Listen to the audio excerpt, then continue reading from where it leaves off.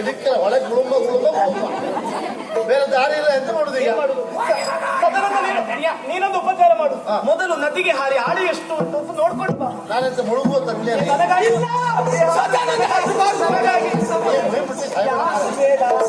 ನಮ್ಮನೆ ಬಾಡಿಗೆ ಕೊಡ್ಲಿಲ್ಲ.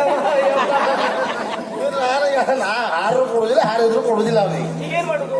ಏನ್ ತಲೆ ಬಿಸಿ ಬೇಡ. ನಾನಿದ್ದೇನೆ, ಎಲ್ಲ ಉಪಾಯ ಉಂಟು. ಕೈ ಕೈ ಕಟ್ಕೊಂಡು ಹಾರಿ ಬಿಡುವ, ತಪ್ಪು ಹೋಗುದಿಲ್ಲ.